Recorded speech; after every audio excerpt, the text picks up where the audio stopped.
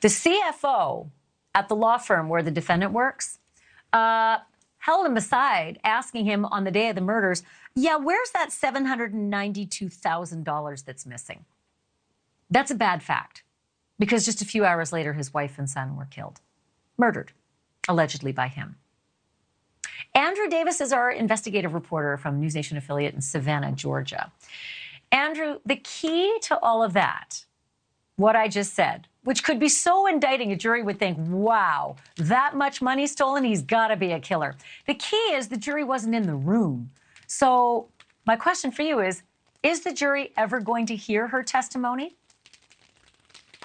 That's going to be up to the judge, Ashleigh. And the judge right now is certainly leaning in the direction of letting in all the financial evidence, all these crimes. He's got more than 90 charges against him that are all related to financial crimes right now. So if you let that in, that's going to be days and days of testimony. And they've got people lined up, stacked like cordwood right now, ready to testify about how terrible of a person that Alec Murdaugh is. And it just started with Seconder today, who's the CFO of his former law firm, who led to him being fired out there because he was stealing money from his own company. And oh, by the way, they also testified he stole money from his own brother. So this is not exactly a decent guy.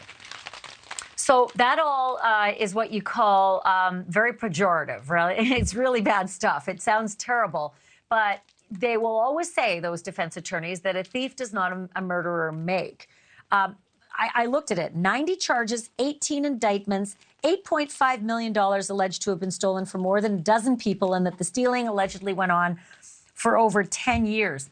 How much of all of that do you think that the jury will hear? Yeah, I don't think they're going to hear it all. But how much do you think that the judge will be okay letting in so that the prosecution can establish this is the motive for murder?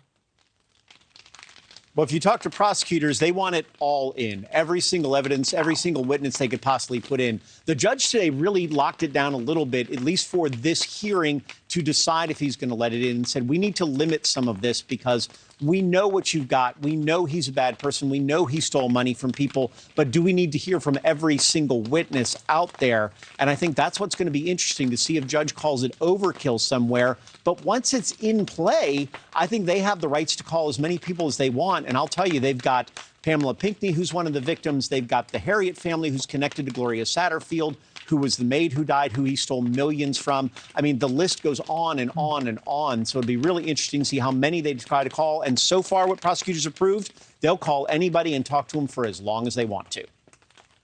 Woof. That is going to be real bad. Like I said, they're called bad facts for a reason. Andrew Davis, thank you. Appreciate it. Thank you for watching. Go to newsnationnow.com to find NewsNation on your television provider. And don't forget to click the red subscribe button below to get more of NewsNation's fact-driven, unbiased coverage.